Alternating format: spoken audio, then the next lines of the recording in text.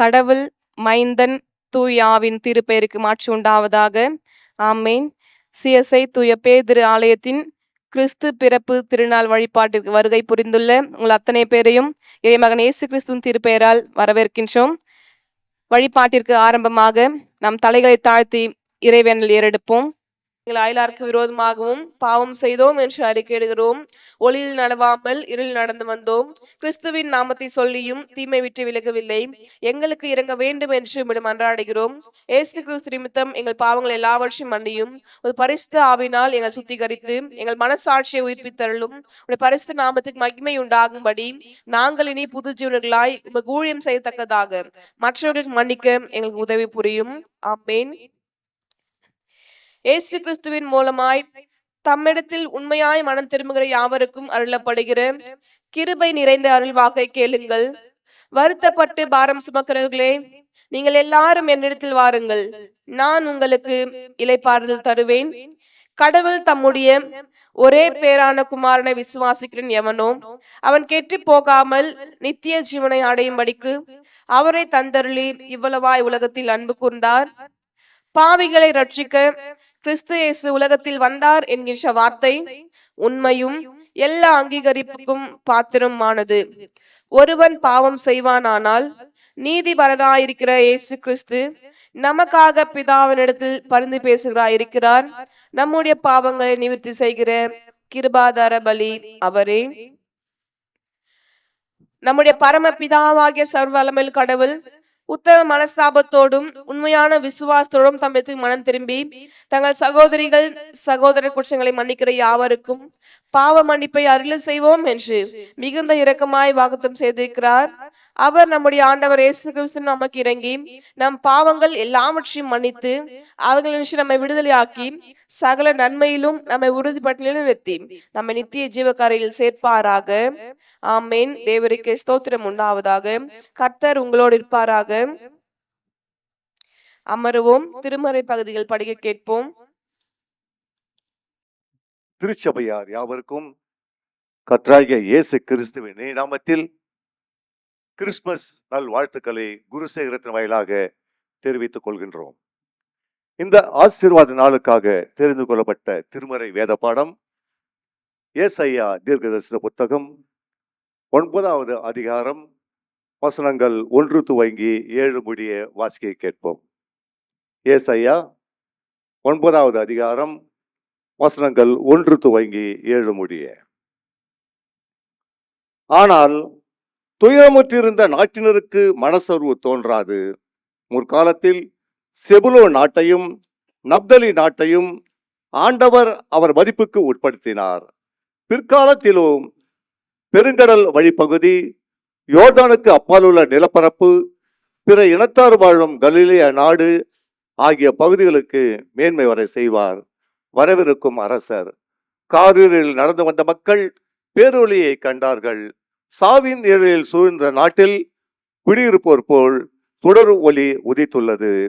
ஆண்டவரே, அந்த இனத்தாரை பல்கி பெருக செய்தீர். அவர்கள் மகிழ்ச்சியை மிகுதிப்படுத்தினீர். அறுவடை நாளில் மகிழ்வது போல் திருமுன் அவர்கள் அகமகிழ்கிறார்கள். கொள்ளை பொருளை பங்கிடும் போது அக்களிப்பது போல் களி கூறுகிறார்கள். மீதியா நாட்டு செய்தது போல அவர்களுக்கு சுவையை இருந்த நுகத்தை நீர் உடைத்தெறிந்தீர். அவர்கள் தோலை புண்ணாக்கிய தடியை தகர்த்து போட்டீர். அவர்களை ஒடுக்குவோரின் கொடுங்கோலை ஒடித்தெறிந்தீர். அமளியுற்ற போர்க்களத்தில் போர்வீரன் அணிந்திருந்த காலணிகளும் இரத்தை கருப்படைந்த ஆடைகள் அனைத்தும் நெருப்புக்கு இரையாக எரிக்கப்படும். ஏனெனில் ஒரு குழந்தை நமக்கு பிறந்துள்ளார், ஓர் ஆண்மகவு நமக்கு தரப்பட்டுள்ளார். ஆட்சி பொறுப்பு அவர் தோல்மேல் இருக்கும். அவர் திருப்பெயரோ வேக்கத்தகு ஆலோசகர், வலிமைமிகு இறைவன், என்றுமுள்ள தந்தை, அமைதியின் அரசர் என்று அழைக்கப்படும். அவரது ஆட்சியின் உயர்வுக்கும் அமைதி நிலவும் அவரது அரசின் வளர்ச்சிக்கும் முடிவு இராது. தாவீதின் அரண்மனையில் அமர்ந்து தாவீதின் அரசை நிலைநாட்டுவார். இன்று முதல் என்றென்றும் நீதியோடும் நேர்மையோடும் ஆட்சி புரிந்து அதை நிலை பெயராது உறுதிப்படுத்துவார். படைகளின் ஆண்டவரது பேரார்வம் இதை செய்து நிறைவேற்றும் என்றார் என்பதை வாசிக்க வேண்டிய திருமறை பாடம் வாசித்தாய்த்து. பிதாவே, உமக்கு ஸ்தோத்திரம் உண்டாவதாக. ஆமென். படிக்கும்படியாக தெரிந்து கொள்ளப்பட்ட இரண்டாம் வேத பாடம் தீத்து 4ஆம் அதிகாரம் 3ஆம் அதிகாரம் வசனங்கள் 4 முதல் 7 வரை. தீத்து 3ஆம் அதிகாரம் வசனங்கள் 4 முதல் 7 வரை. பக்கம் 408. நம் மீட்பராம் கடவுளின் நன்மையும் மனித நேயமும் வெளிப்பட்ட போது நாம் செய்த அறச்செயல்களை முன்னிட்டு அல்ல, மாறாக தம் இரக்கத்தை முன்னிட்டு புது பிறப்பு அளிக்கும் நீரினாலும் புதுப்பிக்கும் தூய ஆவியாலும் கடவுள் நம்மை மீட்டார். அவர் நம் மீட்பராகிய இயேசு கிறிஸ்துவின் வழியாக தூய ஆவியை நம்மீது நிறைவாக பொழிந்தார். நாம் அவரது அருளால் அவருக்கு ஏற்புடையவர்களாகி நாம் எதிர்நோக்கி இருக்கும் நிலை வாழ்வை உரிமை பேராக பெரும் பொருட்டே இவ்வாறு செய்தார். பாடம் முடிந்தது. கிறிஸ்துவே உமக்கே மகிமை உண்டாவதாக. ஆமென். திருப்பாடல்கள் 96, திருமொழிகள் 1 முதல் 13 முடிய. திருப்பாடல்கள் 96, திருமொழிகள் 1 முதல் 13 முடிய. ஆண்டவருக்கு புதியதொரு பாடல் பாடுங்கள், உலகெங்கும் வாழ்வோரே ஆண்டவரை போற்றி பாடுங்கள்.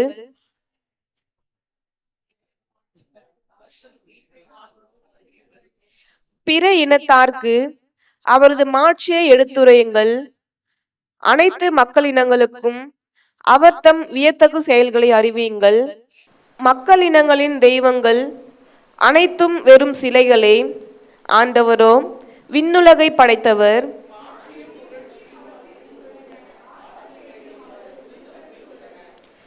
மக்களினங்களின் குடும்பங்களே, ஆண்டவருக்கு சாற்றுங்கள்.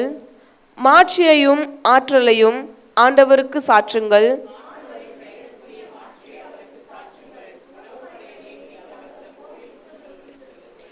தூய உலகெங்கும் வாழ்வோரே அவர் திருமுன் நடுங்குங்கள்.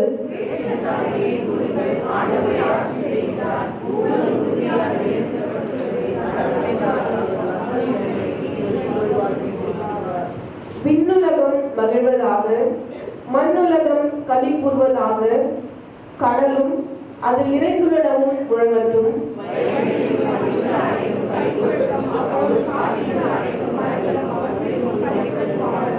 ஏனெனில் அவர் வருகின்றார், மன்னனுக்கு நீதி தீர்ப்பு வழங்க வருகின்றார். கடவுளுக்கும் குமாரனுக்கும் தூய ஆவிக்கும் ஆட்சி உண்டாவதாக. ஆமென். படிக்கும்படியாக தெரிந்து கொள்ளப்பட்ட நற்செய்தி பாடம் பசுத்த மத்தேயு எழுதின நற்செய்தி நூல் 2ஆம் அதிகாரம் வசனங்கள் 1 துவங்கி 12 வசனங்கள் முடிய வாசிக்க கேட்போம். புதிய ஏற்பாட்டின் பகுதி 6. ஞானிகள் வருகை.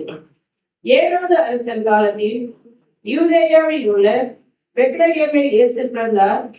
அப்போது கிழக்கிலிருந்து ஞானிகள் எருசலேமுக்கு வந்து, யூதர்களின் அரசராக பிறந்திருக்கிறவர் எங்கே? அவருடைய விண்மீன் எழக் கண்டோம், அவரை வணங்க வந்திருக்கிறோம் என்றார்கள். இதை கேட்டதும் ஏரோது அரசன் கலங்கினான். அவனோடு எருசலேம் முழுவதும் கலங்கிற்று.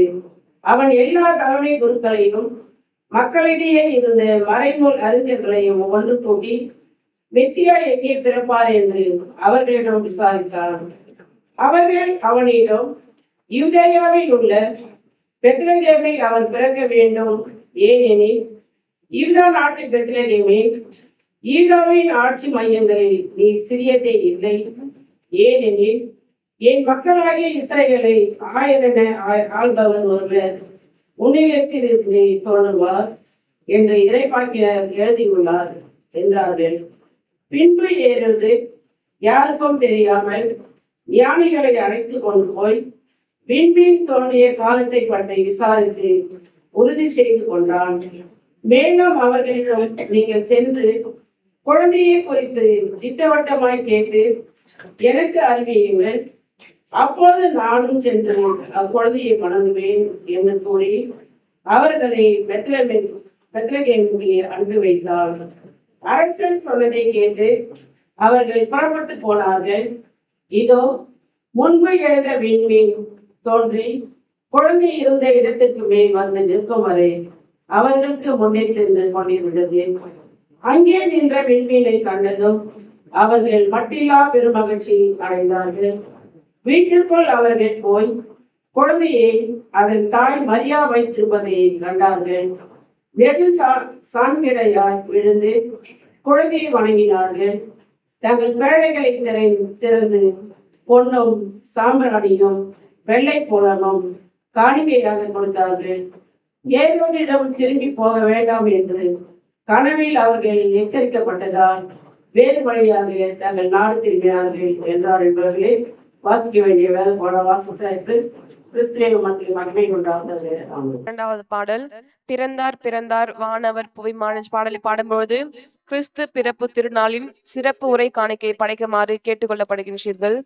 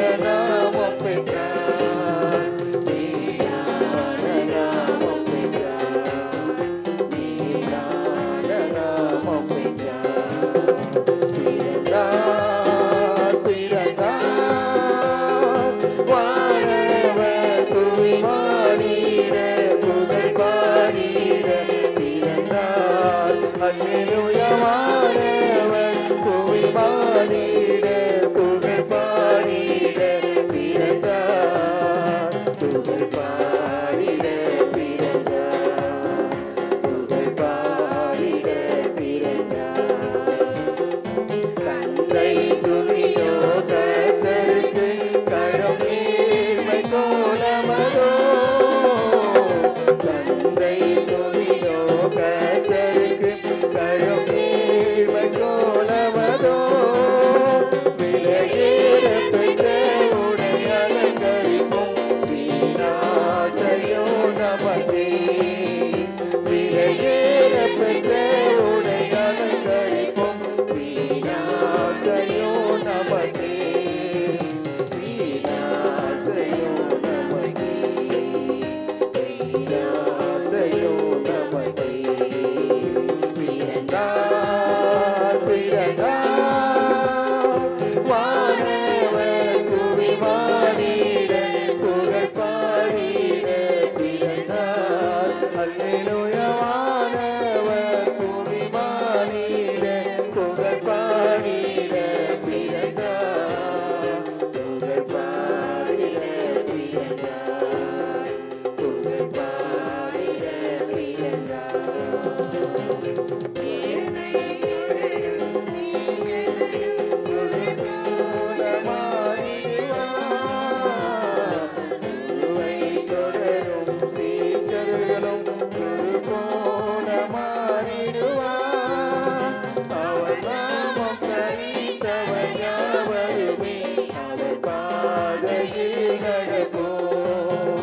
அவர் நாமம் தரித்தவர் யாவருமே அவர் பாதையில் நடப்போம்.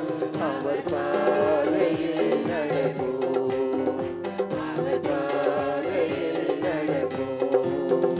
பிறந்தார் பிறந்தார் வானவர் புவிமானிட புகழ் பாடிட பிறந்தார். அல்லேலூயா. வானவர் புவிமானிட புகழ் பாடிட பிறந்தார். புகழ் பாடிட பிறந்தார். புகழ் பாடிட பிறந்தார்.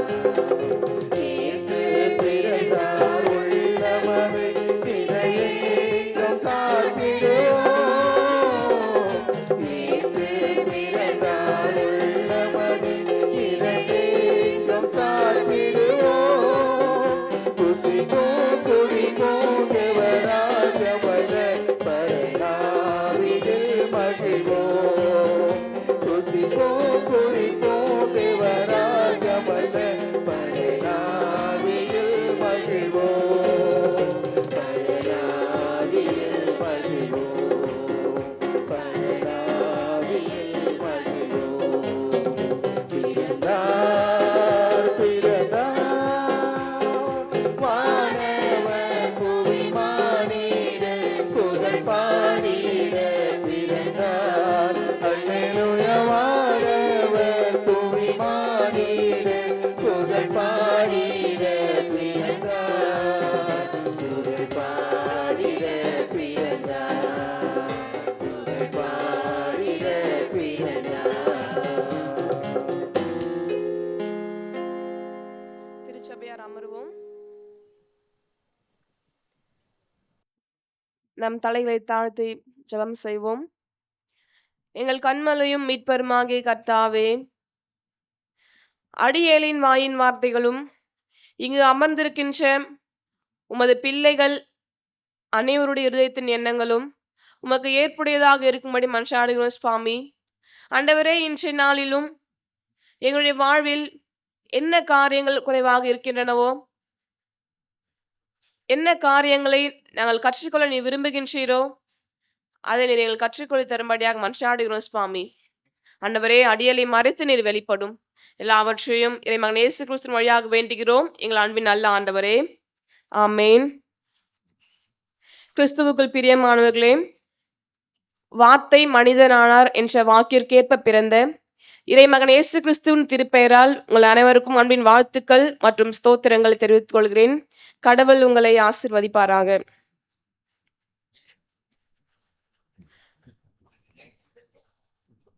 உலகமெங்கும் கொண்டாடப்படுகின்ற ஒரு பண்டிகை.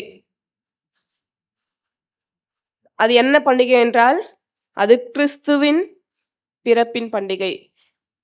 இந்த கிறிஸ்துமஸ் பண்டிகை உலகம் முழுவதும் கொண்டாடப்படுகின்றது. அதாவது இயேசு கிறிஸ்துவின் பிறப்பை 2000 ஆண்டுகளாக கொண்டாடப்பட்டு வருகின்றது. இயேசு கிறிஸ்துவின் பிறப்பு ஒரு அற்புதம், ஒரு அதிசயம். அநேக நம்ப முடியாத காரியங்கள் இருக்கின்றது. ஆனால் இது உண்மை. கிறிஸ்துவின் பிறப்பு உண்மை. இயேசு கிறிஸ்து ஒரு வரலாற்று மனிதர். அவர் வரலாற்று மனிதர் மட்டுமல்ல, வரலாற்றையே மாற்றிய மனிதராக இருக்கின்றார். இந்த கிறிஸ்துமஸ் என்பது மனிதன் கடவுளை தேடி போன நிகழ்வு அல்ல, மாறாக கடவுள் மனிதனை தேடி வந்த நிகழ்வாக நாம் பார்க்கின்றோம்.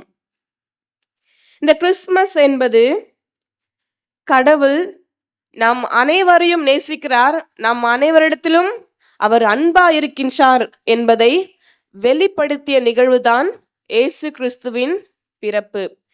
இந்த கிறிஸ்துமஸ் இது வெறும் கதையாக இருந்திருந்தால் அது வலியை தவிர்த்திருக்கும். இந்த கிறிஸ்துமஸ் என்பது வெறும் பண்டிகையாக இருந்திருந்தால் அது துன்பத்தை புறக்கணித்திருக்கும். கிறிஸ்துமஸ் பற்றி நாம் பேசுறப்ப என்ன பண்ணுவோம்?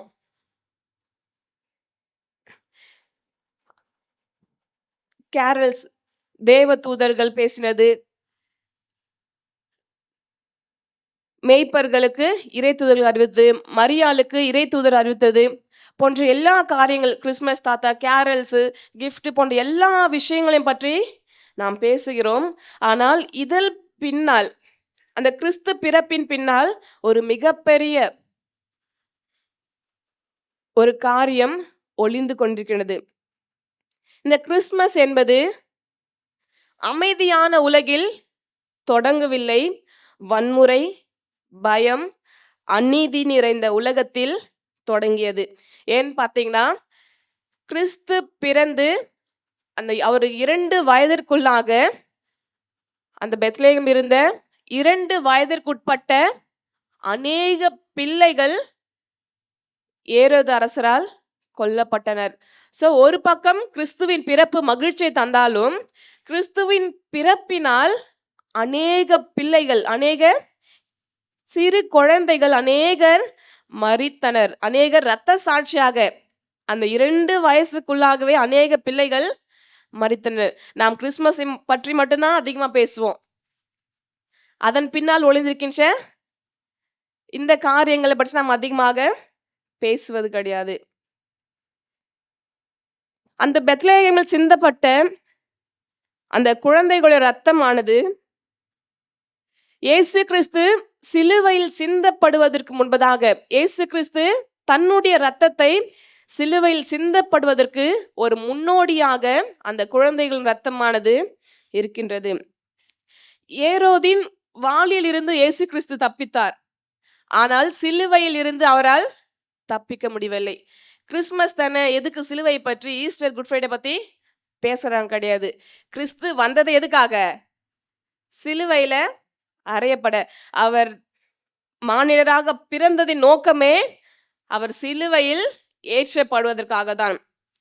ஸோ இந்த கிறிஸ்துமஸ் என்பது வெறும் கொண்டாட்டத்தை மட்டும் உள்ளடக்கியதல்ல, மாறாக இப்ப பாருங்க, நம்ம ஊர்ல ஒரு 2 வயசுக்குட்பட்ட அத்துணை குழந்தைகளையும் யாராவது ஒருத்தங்க ஏதாவது பண்ணா, அந்த கிராமத்துல அழுகையும் புலம்பலும், அந்த தாய்மார்கள் அந்த வீட்டில் இருக்கின்ற அத்துணை பேருடைய புலம்பலும் எவ்வாறாக இருந்திருக்கும் என்று நாம் சற்று சிந்தித்து பார்க்க அழைக்கப்படுகின்றோம். அந்த ஞானிகள் அவர்கள் செய்த அந்த சிறு தவறால் அநேக குழந்தைகள் கொல்லப்பட்டனர். பதவி, பணம், புகழ், இச்சை போன்ற இவற்றுக்கெல்லாம் ஆசைப்பட்ட அந்த ஏரோது அரசர் தன்னுடைய பதவிக்கு இன்னொருவர் வருவதா என்கின்ற அந்த அகம்பாவம், பதவி ஆசை யாரை விட்டது? அது ஏரோதுக்கும் பொருந்தும், நமக்குமே பொருந்தும். ஸோ அந்த பதவி ஆசை நிமித்தமாக என்னோட இடத்துல என்னோட பதவிக்கு அரசராக இன்னொருவர் வருவதா என்கின்ற அந்த ஒரு எண்ணத்தினால் இளம் பிஞ்சுகள் எப்படியும் அந்த குழந்தைங்க வளர்ந்து பெரிய பிள்ளைகள் ஆவறதுக்குள்ள ஏறதுனா பண்ணுவார், வயசாயிட்டு அவர் மறித்துட்டு இருப்பாரு. ஆனாலுமே அவர் என்ன பண்ணல, அந்த பதவி ஆசை, அந்த பொறாமை, அந்த தற்பெருமை நிமித்தமாக 2 வயதுக்குட்பட்ட அத்துணை குழந்தைகளையும் அவரு கொலை செய்கின்றார். இந்த பதவி, பணம், இச்சை போன்ற எந்த காரியங்கள் நம்மை பாவத்திற்குள்ளாக, நம்மை கொலைக்குள்ளாக நம்மை இழுக்கின்றது. இன்றைய நாளிலும் தென்னிந்திய திருச்சபையின் வாயிலாக நமக்கு கொடுக்கப்பட்டுள்ள தலைப்பு என்னன்னு பார்க்கின்ற பொழுது, கிறிஸ்து வழிகாட்டும் நம்பிக்கையின் ஒளி. கிறிஸ்து வழிகாட்டும் நம்பிக்கையின் ஒளி என்கின்ற தலைப்பின் வழியாக நாம் சிந்திக்க அழைக்கப்படுகின்றோம். நாம் வாழுகின்ற இந்த உலகமானது, நம்முடைய உலகம் இருள் நிறைந்தது. பயம், பாவம், அநீதி, குழப்பம் போன்ற எல்லாவற்றிலாலும் நிரம்பப்பட்டுள்ளது. இந்த இருளானது எல்லாவற்றுமே மறைக்கின்றது. நல்லதையும் இருள் மறைக்குது, கெட்டதையும் மறைக்குது. நன்மையானதையும் மறைக்குது, தீமையானதையும் இந்த இருளானது மறைக்குது. ஒளி வந்தால் இருள் என்ன பண்ணும், ஆட்டோமேட்டிக்கா போயிடும். இந்த ஒளி எப்பொழுதும் நமக்கு நம்பிக்கையும் வழியும் காட்டுகின்றது. கடவுளுடைய வசனம் நம்முடைய கால்களுக்கு தீபமும் பாதைக்கு வெளிச்சமா இருக்கின்றது. கடவுளுடைய வசனமானது நம்முடைய பாதைக்கு, நம்முடைய வாழ்விற்கு தீபமாகவும் வெளிச்சமாகவும், நாம் எங்க நடக்கணும், நம்ம எங்க நடக்க கூடாது என்ற சிந்தனைகளை கடவுளுடைய வசனமானது நமக்கு தருகின்றது. அது மட்டுமில்லாமல் இயேசு கிறிஸ்துவின் பிறப்புமே இருளில் இருந்த மக்களுக்கு ஒளியை கொடுப்பதற்காக தான் இயேசு கிறிஸ்துவும் வந்தாரு. சோ இயேசு கிறிஸ்து நமக்கு ஒளியாக இருக்கின்றார். நாம் வாசித்த முதல் திருமறை பகுதி ஏசாயா 9:1-7 முடிய. இதில் நாம் பார்க்கின்ற பொழுது இந்த மெசியாவின் வருகை பற்றிய ஆற்றல் மிக்க இறைவாக்கு அடங்கிய பகுதியாக ஏசாயா தீர்க்கர் இதில் எழுதியுள்ளார். ஏசாயா தீர்க்கர் அதிகமான இடங்களில் மேசியா பற்றிய முன்னுரைகளை அவர் குறிப்பிடுகின்றார். ஸோ இந்த ஏசாயா பகுதியை பார்த்தீங்கன்னா 5வது நற்செய்தி நூல் என்று சில இறையியல் அறிஞர்கள் கூறுகின்றார்கள். கிமு 732ஆம் ஆண்டு இருளின் ஆண்டாக அறியப்பட்டது. இஸ்ரவேலுடைய வாழ்வு விடியல் இல்லாத நீண்ட இரவாக இருந்தது.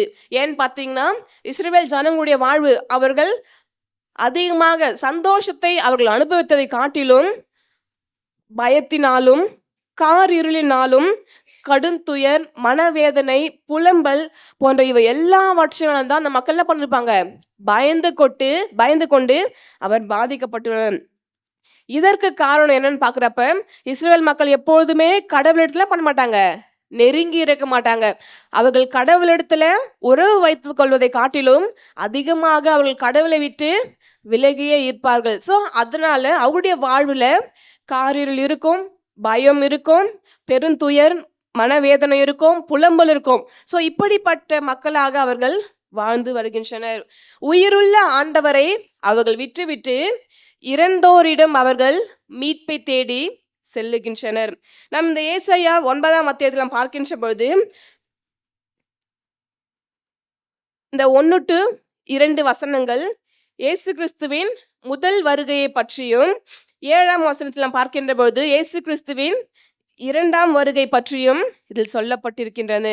இந்த ஏசாயா 9:1-7 வசனங்கள் இதில் நாம் பார்க்கின்ற பொழுது கிமு 8ஆம் நூற்றாண்டில் இவை எழுதப்பட்டவை.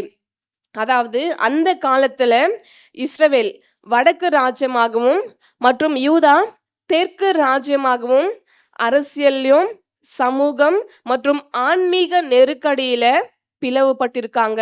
இந்த அசீரியா பேரரசின் ஆக்கிரமிப்பு மற்றும் அச்சம் மிகுந்த காலமாக அது இருக்கின்றது.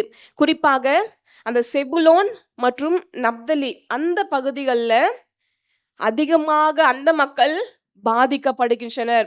இந்த செபுலோனில் தான் ஆண்டவர் இயேசு கிறிஸ்துவோடைய சொந்த ஊரான நாசரேத் இருக்கின்றது. இந்த நப்தலி பகுதி தான் ஆண்டவர் இயேசு கிறிஸ்து அதிகமாக திருப்பணி செய்த கலிலேயாவில் உள்ள கப்பர்நாகும் இருக்கின்றது. ஸோ அசீரிய மன்னர்கள் வடக்கில் இருந்து அவர்கள் படை எழுத்து கொண்டு அவர்கள் வருகின்ற பொழுது முதலாவதாக பாதிக்கப்படுகிற எந்த பகுதின்னு பார்த்தீங்கன்னா இந்த செபுலோனும் நப்தலியும் தான். ஸோ யாரு போர் தொடுத்து வந்தாலும் அங்கிருக்கின்ற மக்கள் தான் முதலாவது பாதிக்கப்படுறாங்க. அங்கிருக்கின்ற மக்கள் தான் முதலாவது மறிக்கின்றனர். அவர்கள் மறித்ததுக்கு அப்புறமா தான் அந்த அரசர்கள்லாம் பண்ணுவாங்க, அரசர்களோடு அரசர்கள் அவர்கள் படையிடுவாங்க. ஸோ இந்த செபுலோன் மற்றும் நப்தலி இந்த பகுதியானது எல்லாராலும் வெறுக்கப்பட்டு ஒதுக்கப்பட்டு ஒரு தாழ்வான ஒரு இழிநிலையில் இருக்கின்ற மக்கள் வாழ்ந்த பகுதியாக அந்த பகுதி இருக்கின்றது. ஸோ இப்படிப்பட்ட எல்லாராலும் வெறுக்கப்பட்டு ஒடுக்கப்பட்டு யாராலும் மதிக்கப்படாத இருந்த இந்த பகுதி இயேசு கிறிஸ்துவின் பிறப்பின் நிமித்தமாக இந்த பகுதியானது மேன்மை அடைகின்றது. இயேசு கிறிஸ்துவின் பிறப்பால் சபிக்கப்பட்ட பகுதிகளும் பிற இனத்தார் வாழுகின்ற மக்களுமாக இருந்த இந்த பகுதியானது இந்த நாடானது மேன்மை பெற்றதாக மாறுகின்றது. அடிமையின் வரலாற்றையே மாற்றி போட்ட ஒளியாக இயேசு கிறிஸ்து இறைவாக்கினர் இங்கு ஏசாயாவை அறிமுகப்படுத்துகின்றார். உடல் ரீதியாகவும் உணர்ச்சி ரீதியாகவும் அரசியல் ரீதியாகவும் சோர்வடைந்திருந்த மக்களுக்கு ஏசாயா தீர்க்கர் ஒரு அறிக்கை கொடுக்கின்றார். ஏசாயா 9:2 வாசிங்க.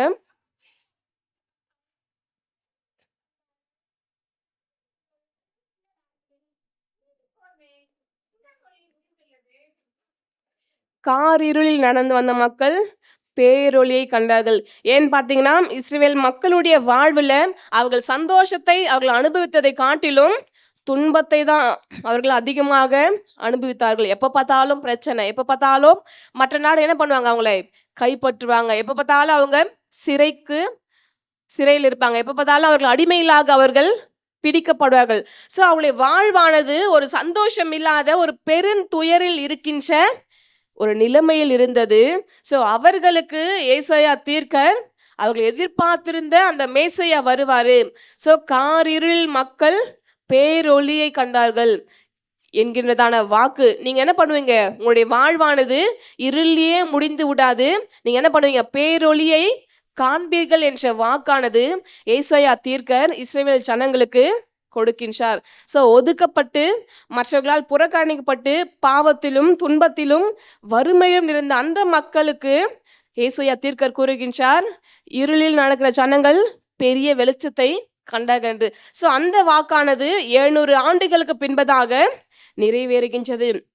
அதே போன்றுதான் நம்முடைய வாழ்விலும் கூட சொல்ல முடியாத அநேக கஷ்டங்கள் இருக்கலாம். மற்றவர்களால் நாம ஒதுக்கப்படலாம், மற்றவர்களால் நம்ம தரம் தாழ்த்தப்படலாம், மற்றவர்கள் நம்மை ஏளனமாக நினைக்கலாம், நம்மளுக்கு அந்த அளவுக்கு ஸ்டேட்டஸ் இருக்காது. ஆனாலும் கடவுள் அந்த ஒதுக்கப்பட்டு புறந்தள்ளப்பட்டாலும் மதிக்கப்படாத நம்மை கொண்டு ஒரு பெரிய காரியங்களை செய்வார், நம்மை கொண்டு ஒரு மேன்மையான காரியங்களை செய்வார் என்று இந்த பகுதியானது நமக்கு கற்று தருகின்றது. அமெரிக்கா தேசத்துல ஒரு கதையை சொன்னதுக்கு அப்புறம் தான் எல்லாருமே தலை நிமிர்றோம்.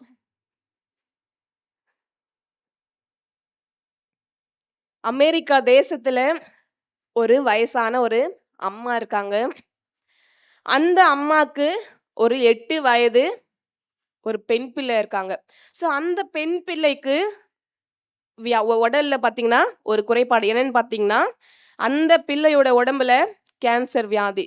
ஸோ இப்படிப்பட்ட நிலைமையில அந்த பிள்ளையை மருத்துவமனைக்கு அழைத்து செல்வதோ அல்லது அந்த குழந்தைக்கு ஏற்றவாறு ட்ரீட்மெண்ட் கொடுக்கறதுக்கான பணமோ இந்த அம்மா கிட்ட இல்லை. ஸோ இவங்க கிட்ட இருந்த ஒரே ஒரு நம்பிக்கை யாருன்னு பார்த்தீங்கன்னா, அதாவது இவங்களுக்கு கணவர் இல்லை, அவங்களுக்கு சொந்த பந்தம் யாருமே இல்லை, அவங்க தனியாக இருக்காங்க. அவங்களும் அந்த ஏழை தாயும் அவங்களுடைய மகளும் மட்டுமே. ஸோ இப்படிப்பட்டிருக்க இந்த சமயத்தில் அந்த அம்மாவுக்கு கடவுளை விட்டா வேற யாருமே கிடையாது.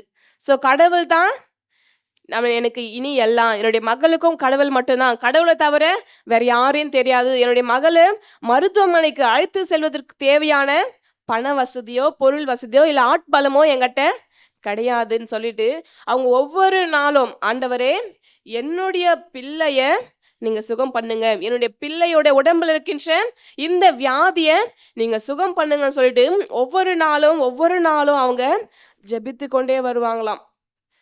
நாட்கள் கடந்து கொண்டே வருகின்றன, வருடங்கள் கடக்கின்றன. சோ அந்த தேசத்துல ஒரு மிகப்பெரிய ஒரு மருத்துவர் இருக்காராம். அந்த மருத்துவர் கடவுள் நம்பிக்கையற்றவர். ஸோ அவர் ஏதோ ஒரு மிகப்பெரிய ஒரு ஆராய்ச்சி செய்த நிமித்தமாக அவருக்கு விருது வழங்குவதற்காக அந்த சிகாகோ என்கின்ற அந்த நகருக்கு அவரை அழைக்கிறாங்க. நீங்க வந்து உங்களுக்கு அவார்ட் தரோம், நீங்க வந்து அவார்டு வாங்கிட்டு போங்க அப்படின்னு சொல்லிட்டு அவங்கள அழைக்கிறாங்களாம். ஸோ இந்த மருத்துவரும் என்ன பண்றாரு, ஃப்ளைட்ல ட்ராவல் பண்றாரு. ஸோ இப்படி அவர் ட்ராவல் பண்ணி 1 ஹவர்ல என்ன ஆகுதுன்னு பார்த்தீங்கன்னா ஃப்ளைட் அகைன் கீழே இறக்கிறாங்க. ஏன்னு பார்த்தீங்கன்னா மழையும் புயலுமா இருக்குது. ஸோ எந்த டைரக்ஷன் போறதுன்னு தெரியல. நீங்க என்ன பண்ணுங்க, கார்லயோ இல்லை வேற எதனா போயிடுங்க, ஃப்ளைட்ல ட்ராவல் பண்ண முடியாதுன்னு சொல்லிட்டு அவரை அகைன் ஏர்போர்ட்டுக்கு கூட்டிட்டு வந்துடுறாங்க. இவருக்கு ஒரே கஷ்டமா போயிடுச்சு, என்னடா இது நம்ம போறப்பவே இப்படி ஆயிடுச்சுன்னு சொல்லிட்டு சரி என்ன பண்றாரு, ஒரு கார் அரேஞ்ச் பண்ணி அந்த கார்ல அவர் புறப்படுறாரு. சரி கார்லயாச்சும் நம்ம போகலாம் அப்படின்ட்டு.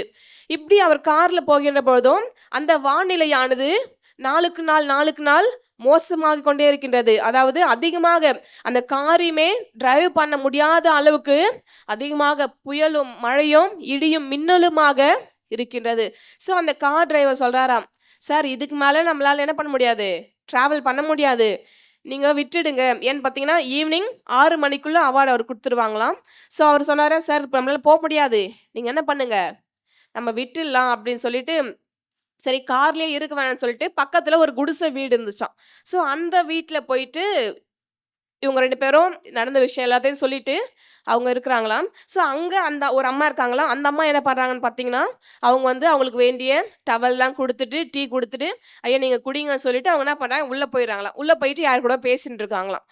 பேசுனதுக்கு அப்புறம் இவர்கள் பேசுவது இந்த மருத்துவருக்கு கேட்குதான்.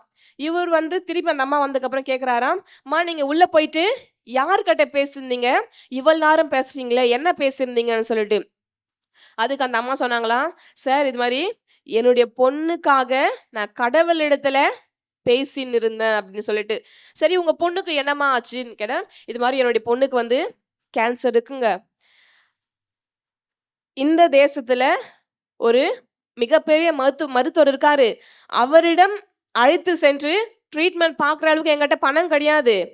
ஸோ உதவி செய்கிற மாதிரி இல்லை, என் பொண்ணுக்கு அந்த வியாதியை சுகம் பண்ணு மாதிரி நான் கடவுளத்தில் கேட்டுன்னு இருக்கேன், கடவுளத்தில் நான் பேசின்னு இருக்கேன் அப்படின்னாராம். ஸோ இவர் இப்படி சொன்ன உடனே நம்ம இப்படி சொன்ன உடனே இந்த மருத்துவருக்கு ரொம்ப ஷாக் ஆகிடுச்சான். ஏன்னு பார்த்தீங்கன்னா இந்த மருத்துவர் அவருக்கு கடவுள் நம்பிக்கை கிடையாது.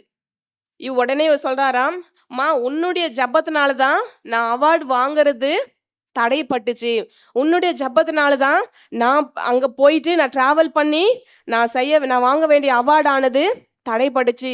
ஸோ இதுக்கெல்லாம் உன் ஜபதான் காரணம். அப்போ கடவுள் என்பவர் இருக்கார் என்பதை அவர் உணர்ந்து கொண்டு மா நீங்கள் சொல்கிற மருத்துவர் நான் தாம்மா, உங்கள் பொண்ணுக்கு நானே என்ன பண்ணுறேன் ட்ரீட்மெண்ட் பார்க்குறேன் அப்படி சொல்லிட்டு அவங்க அம்மாவையும் அந்த பொண்ணையும் அவர் அழைத்து கொண்டு போய் அவங்களுக்கு சுகம் கொடுத்தாராம். ஸோ இவ்வாறாக இருளில் இருந்த, அதாவது அந்த தாயாருக்கு கடவுளை விட்டால் வேற யாருமே கிடையாது, அவங்க தகப்பனோ இல்லை உடன் பிறப்புக்குள்ள உறவின் மக்களோ யாருமே கிடையாது. ஒரு நம்பிக்கையற்ற சூழல், ஆதரவில்லாத சூழல், ஒரு தனிமைப்படுத்தப்பட்ட சூழல். அவங்களுக்குன்னு இருந்த ஒரே ஒரு ஆதரவு யாரு, அவங்களுடைய பொண்ணு. ஆனாலுமே அந்த பெண்ணுக்கும் இப்படிப்பட்ட ஒரு நிலைமை. ஸோ யாருமே இல்லாத ஒரு தனிமையில, ஒரு துன்பத்தின் பாதையில, ஒரு வருத்தத்துல, ஈவன் அந்த குழந்தைய ஹாஸ்பிட்டல் கூட்டின்னு போற அளவு கூட அவங்களுக்கு பண வசதி இல்லை. ஸோ இப்படிப்பட்ட நிலைமையில் இருந்த அந்த தாயாருக்கு, அந்த தாயாரோட இடைவிடாத வேண்டுதல் நிமித்தமாக கடவுள் அந்த தாயாருடைய வாழ்விற்கு அவர் ஒளியா இருந்து இருளில் இருந்த அந்த மகளுடைய வாழ்வை வெளிச்சத்திற்கு கொண்டு வந்தார். அதே போன்றுதான் நம்முடைய வாழ்விலும் கூட அநேக விதமான இருளான காரியங்கள் இருக்கும். நம்பிக்கையற்ற சூழல் இருப்போம். அவ்வளவுதான், இனி இது என்ன பண்ணாது, நடக்காது. இனி எனக்கு இந்த காரியம், எனக்கு இனி திருமணம் நடைபெறாது, எனக்கு இனி குழந்தை பிறக்காது, எனக்கு வேலை கிடைக்காது, எனக்கு இது ஆகாது போன்ற பல விதமான, ஒவ்வொருவருக்கும் ஒவ்வொரு பிரச்சனை. பிரச்சனை இல்லாத மனுஷங்களே கிடையாது. ஸோ ஒவ்வொரு பிரச்சனை நிமித்தமாக அநேகர் நம்ம என்ன பண்ணலாம், உட்கார்ந்து கொண்டிருக்கலாம். ஸோ கடவுளிடத்தில் நீங்கள் வேண்டுகின்ற பொழுது, அது எத்துணை வருடங்கள் ஆனாலும், பல ஆண்டுகள் ஆனாலும், உங்களுடைய நம்பிக்கையானது கடவுளின் மீது இருந்தால் நிச்சயமாக கடவுள் என்ன பண்ணுவார் பார்த்தீங்கன்னா, உங்களுடைய வாழ்விற்கு அவர் ஒளியா இருப்பார். உங்களுடைய வாழ்வில் இருக்கின்ற எல்லா விதமான இருளையும் அவர் அகற்றி விடுகின்றாராக இருக்கின்றார். நாம் இரண்டாவதாக வாசித்த பகுதி தீத்து 3ஆம் அத்தியாயம் 4 முதல் 7. நாம் இதில் பார்க்கின்ற பொழுது பவுல் திருத்தூதர் தீத்துவுக்கு எழுதுகின்றாரு. இது வந்து பார்த்தீங்கன்னா மேய்ப்பர் மடல் அப்படி சொல்லிட்டு சொல்லுவாங்க. சபைகளை ஒழுங்குபடுத்தும் பொறுப்பை தீத்துவுக்கு கொடுத்து, ஸோ ஒரு சபையை எவ்வாறு மெயின்டைன் பண்றதுன்னு சொல்லிட்டு கருத்துக்களை ஒரு வழிகாட்டியாக இந்த மடலை அவரு எழுதுகின்றாரு. தீத்து 3:3 வாசிங்க.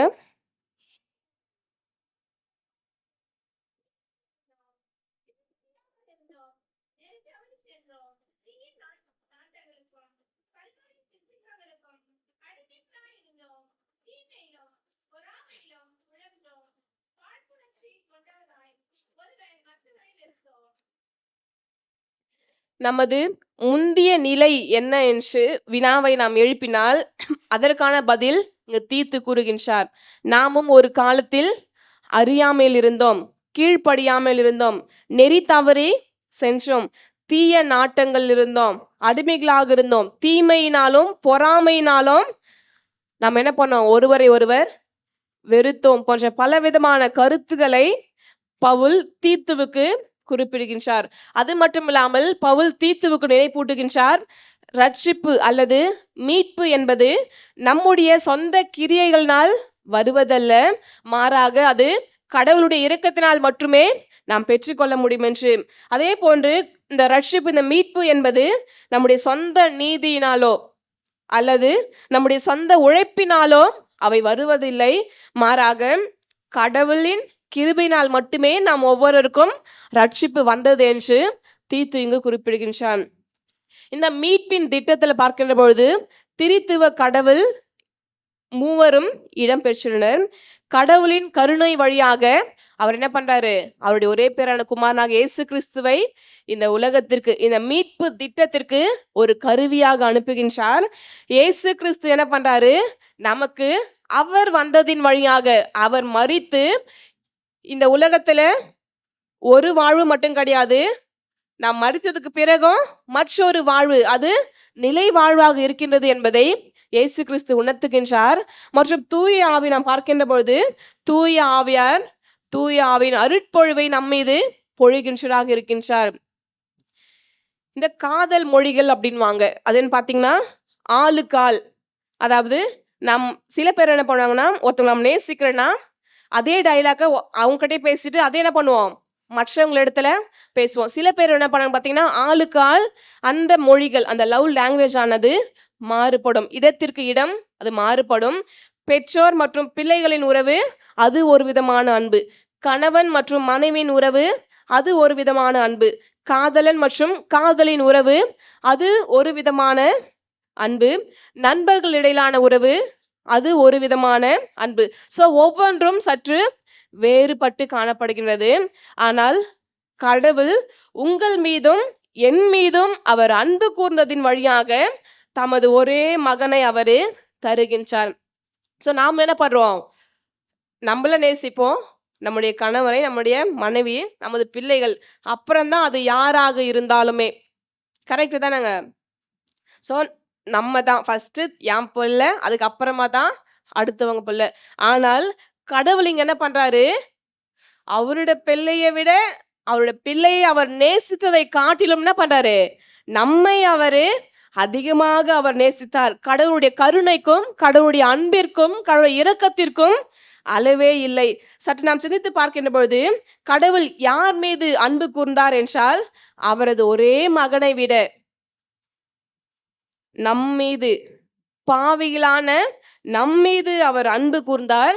கடவுள் நம்மீது எல்லையற்ற அளவு கடந்த அவரு அன்பு வைத்தது நிமித்தமாகத்தான் அவரது குமாரனாக இயேசு கிறிஸ்துவை இந்த உலகிற்கு அனுப்பினார். அதுவும் அவர் அனுப்பினது ஒரு அரச குடும்பத்துல அவர் பிறக்க வைக்கல, ஒரு படை தளபதி நிலத்திலேயோ அல்லது ஒரு பணக்கார குடும்பத்திலேயோ அவர் பிறக்க வைக்கல. சாதாரண ஒரு மாட்டு தழுவத்துல இயேசு கிறிஸ்து பிறந்தாரு.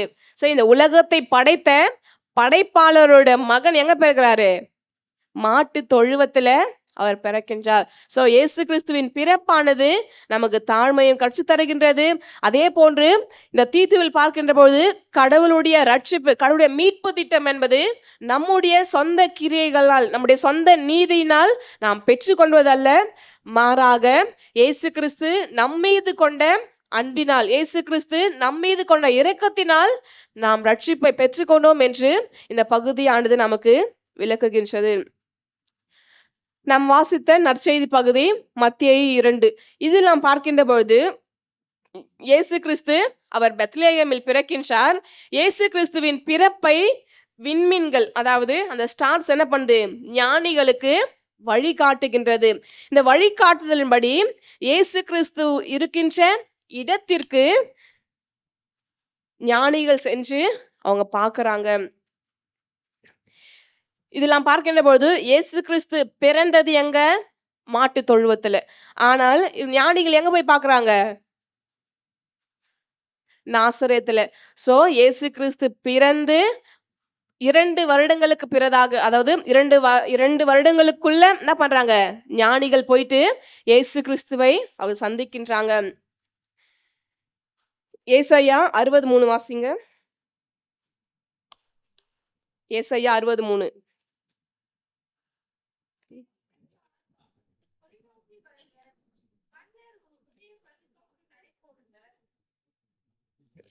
இதில் பார்க்கும்போது பிற இனத்தார் உன்னை நோக்கி வருவார்கள்.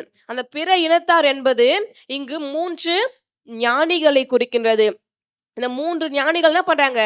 கிழக்கு தேசத்திலிருந்து இயேசு கிறிஸ்துவை, யூதருக்கு அரசராக பிறந்த இயேசு கிறிஸ்துவை அவர்கள் பார்ப்பதற்காக அவங்க என்ன பண்றாங்க? வராங்க. சோ அந்த 3 ஞானிகள் 3 இடத்திலிருந்து வந்ததாக கூறப்படுகின்றது. ஒன்னு பாத்தீங்கன்னா பெர்ஷியா, செகண்ட் வந்து பாத்தீங்கன்னா இந்தியா, 3வது அரேபியா. சோ இந்த 3 ஞானிகளும் வெவ்வேறு நாட்டை சேர்ந்தவர்கள் என்று கூறப்படுகின்றது. சோ இந்த 3 பேரும் என்ன பண்றாங்க? வராங்க. வந்து மரியாவையும் குழந்தையாக இயேசு கிறிஸ்தையும் அவங்க பார்க்கறாங்க. அவங்க பார்த்துட்டு அந்த வசனம் யாராவது வாசிங்க.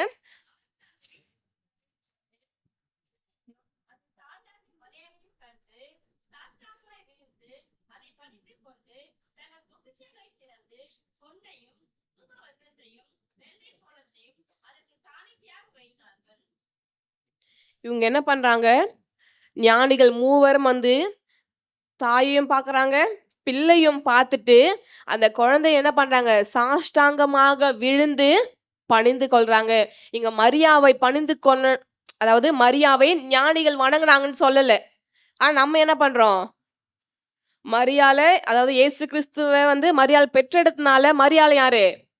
கடவுளுக்கு சமமானவங்க அப்படின்னு சொல்லிட்டு மரியாளுக்கு அநேக இடத்துல கோவில் இருக்கு. நம்மளும் கூட போறோம்ல, அச்சரப்பாக்கம், வேளாங்கண்ணி, அடையார் போன்ற அநேக இடங்களுக்கு என்ன பண்றோம்? நாமும் கூட போறோம். சோ மரியாள் கடவுளுடைய மீட்பு திட்டத்துல ஒரு கருவி.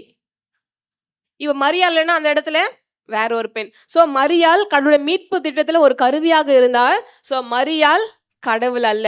சோ இந்த ஞானிகள் என்ன பண்றாங்க? 3 பேரை வந்து குழந்தையை கண்டு சாஷ்டாங்கமாக அவர்கள் விழுந்து வணங்குகின்றனர். அதன் பிறகுதான் அவர்கள் கொண்டு வந்த அந்த காணிக்கைகளை, அந்த பரிசுகள் என்ன பண்றாங்க? அவங்க கொடுக்குறாங்க. நாமும் கூட என்ன பண்ணணும் பாத்தீங்கன்னா, நான் வந்து திருச்சபைக்கு இவ்வளோ காணிக்கை தரேன், எனக்கு தான் அந்த மதிப்பு வரணும், நான் வந்து திருச்சபைக்கு இதெல்லாம் பண்றேன், எனக்கு தான் அந்த ப்ரைட் வரணும், போன்ற இந்த ப்ரௌட் எனக்கு தான் வரணும் அப்படின்ற கருத்துக்கள்ல நம்ம என்ன பண்ணோம்? அகற்றி விடணும். ஏன்னு பாத்தீங்கன்னா ஞானிகள் என்ன பண்றாங்க? ஃபர்ஸ்ட் வந்து கடவுளை வணங்குறாங்க. அதுக்கப்புறமா தான் அவங்க என்ன பண்றாங்க, அந்த காணிக்கைகளை கொடுக்கறாங்க. ஸோ நாமும் கூட முதலாவது கடவுளுக்கு நம்மை அர்ப்பணிக்கின்றவர்களாக இருக்க வேண்டும். அதன் பிறகுதான் நம்முடைய காணிக்கைகளை இந்த உலக பிரகாரம், அதாவது முதலாவது நம்மை காணிக்கையாக செலுத்தணும். அதன் பிறகு இந்த உலக பிரகாரமான பொருட்களை நாம் காணிக்கையாக கடவுளுக்கு செலுத்த வேண்டும். அதே போன்று என்ன பண்றாங்கன்னு பாத்தீங்கன்னா, காணிக்கையாக 3 பொருட்களை இவங்க வைக்கிறாங்க. அது வசனம் வாசிங்க.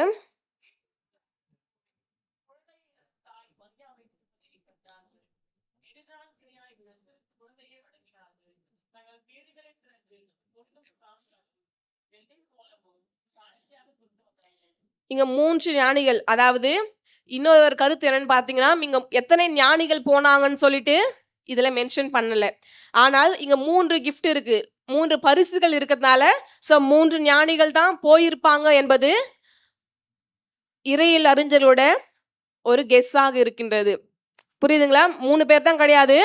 ஆனால் 3 பரிசுகள் இருப்பதனால சோ 3 பேர் போயிருப்பாங்க என்பது இங்கு கூறப்படுகின்றது.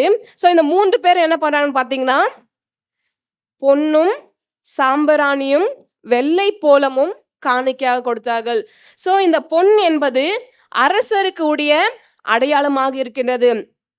இந்த ஞானிகள் என்ன பண்றாங்க, ஏரோது இடத்துல யூதருக்கு அரசராக பிறந்தவர் எங்கே என்ற கேள்வி அவள் கேட்கின்றார்கள். சோ அரசருக்கு இந்த பொன்னை வரி செலுத்துவது என்பது அனைவருக்குமே ஒரு உரித்தானது. சோ இந்த ஞானிகள் என்ன பண்றாங்க, இயேசு கிறிஸ்துவுக்கு அவர் அரசர் என்பதை ஏற்றுக்கொண்டு அவருக்கு என்ன பண்றாங்க, பொன்னை அந்த பரிசாக அவர்கள் கொடுக்கின்றார்கள். இரண்டாவதாக பார்க்கின்ற பொழுது சாம்பிராணி. இந்த சாம்பிராணி என்பது கடவுளுக்குரிய ஒரு அடையாளம். அதாவது சாம்பிராணி வந்து பாத்தீங்கன்னா கோயில் வழிபாட்டுல வந்து இதை பயன்படுத்துவாங்க. ஆங்கிலிக்கன் ட்ரெடிஷன்ல, அதாவது சென்னையில் இருக்க மத்தியாஸ் அது மாதிரி சர்ச்சஸ்லாம் பார்க்கின்ற பொழுது ஏதாவது ஒரு ஃபெஸ்டிவல் அப்படின்னா பார்த்தீங்கன்னா அந்த தூப வர்க்கம், அந்த சாம்பிராணியை வந்து போட்டுட்டு சர்ச் ஃபுல்லாக அவங்க வந்து ஆல்டர்லேருந்து வெளியே மக்கள் எல்லாருக்குமே வந்து அந்த சாம்பிராணி போட்டு அந்த சாம்பிராணியோட இதுவை வந்து மக்களுக்கு போடுவாங்க. ஸோ இந்த சாம்பிராணி என்பது பார்த்தீங்கன்னா கடவுளுக்குரிய ஒரு அடையாளமாக, அதாவது கோயில் வழிபாட்டில் இது பயன்படுத்தப்பட்டது. ஸோ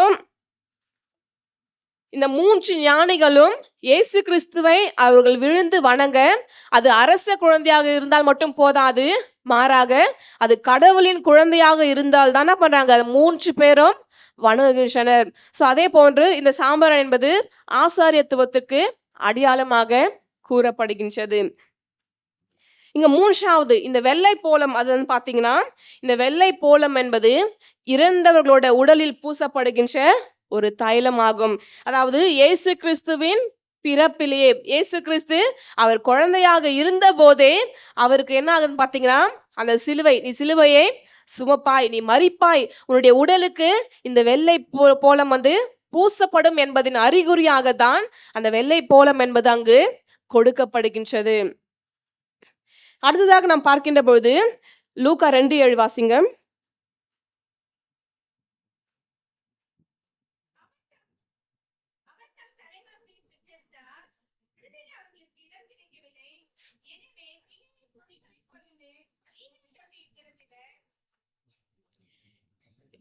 யோசேப்புக்கும் மரியாவுக்கும் பெத்லகேமில் என்ன பண்ணல, தங்க இடம் கிடைக்கவில்லை. ஸோ என்னன்னு பார்த்தீங்கன்னா, இந்த பெத்லகேமில் இருந்த அனைத்து யூதருடைய வீடுகள் எல்லாருடைய வீட்டிலும் குறைஞ்சது ஒரு கெஸ்ட் ஹவுஸ் ஆச்சு இருக்குமா. ஸோ யாராச்சும் இடம் இல்லை, அதாவது அந்த காலத்தில் வாகனங்கள் கிடையாது, ஹோட்டல்ஸ் அதிகமாக இருக்காது. ஸோ இது போல் என்ன பண்ணுவாங்கன்னு பார்த்தீங்கன்னா, யூதர்கள் தங்களுடைய இல்லங்களில் ஒவ்வொரு விருந்தினர் அறையா அவங்க வச்சிருப்பாங்க. ஸோ யாராவது வழிபோக்கர்கள் யாராவது வந்து தங்குவதற்கு இடம் கேட்டால் அவங்க என்ன பண்ணுவாங்கன்னு பார்த்தீங்கன்னா, அவங்களுக்கு தங்க இடம் கொடுத்து அவங்களுக்கு உணவு கொடுப்பது வழக்கமா. ஸோ அது அவங்களுக்கு சமூக மற்றும் சமய கடமையாக இருந்ததாம். ஸோ இப்படிப்பட்ட இடத்துல யோசேப்புக்கும் மரியாளுக்கும் இடம் இல்லை, அந்த ஒரு இரவை கழிப்பதற்கு அவங்களுக்கு இடம் இல்லை. மற்றும் கால்நடைகள் மத்தியில மரியாள் தன்னுடைய மகனை பெற்றெடுக்க வேண்டிய நிலை ஏன் ஏற்பட்டுச்சு நான் பார்க்கின்ற பொழுது அதுக்கு என்ன காரணம்? ஏன் மரியாளுக்கும் யோசேப்புக்கும் அந்த பெத்லகேம்ல ரூம் கிடைக்கல? ஏன் மரியாள் அந்த மாட்டு தொழுவத்துல தன்னுடைய பிள்ளையை பெற்றெடுக்க வேண்டிய சூழல் நாம் பார்க்கின்ற பொழுது ஒரே ஒரு ரீசன் என்னன்னு பார்த்தீங்கன்னா, இதுக்கு காரணம் சூழ்நிலை தான். என்ன சூழ்நிலை அப்படின்னு பார்க்கிற போது இந்த அகஸ்து சீசர் என்ன பண்றாரு? மக்கள் தொகை கணக்கெடுப்பு செய்வதற்காக தங்கள் பதிவை எல்லாரும் பதிவு பண்ணணும்னு சொல்றாங்க. ஸோ அதனால வெளியில இருக்க எல்லா மக்களும் என்ன பண்றாங்க? அந்த பெத்லகேமுக்கு வராங்க. ஸோ அந்த பெத்லகேமுக்கு வந்தது நிமித்தமாக வெளியிலிருந்து அநேக பூர்வ குடிகள் என்ன பண்றாங்க? அந்த பெத்லகேமில் வந்து மரியாளும் யோசேப்பும் மரியாள் அவங்களுக்கு பிரசவ காலம் நெருங்கி கொண்டே இருக்கிறது. ஸோ அவங்களால என்ன பண்ண முடியாது? ஃபாஸ்டா நடக்க முடியாது. ஸோ இந்த காலத்தை போல அந்த காலத்துல காரு பைக் அதிகமா எதுவும் இல்லை. ஸோ அதனால பொறுமையா என்ன பண்ணியிருப்பார் யோசேப்பு? மரியாளை அவரு அழைத்து கொண்டு வந்து சேருவதற்குள் எல்லாரும் என்ன பண்ணிட்டாங்க? அந்த ரூம்ஸ் எல்லாத்தையும் ஆக்குபை பண்ணிட்டாங்க. ஸோ மரியாளுக்கும் யோசேப்புக்கும் என்ன ஆகல? இடம் கிடைக்கவில்லை. நம்முடைய எடுத்துக்காட்டு நம்முடைய திருச்சபை கூட மற்ற நேரத்துலாம் என்ன ஆகும்?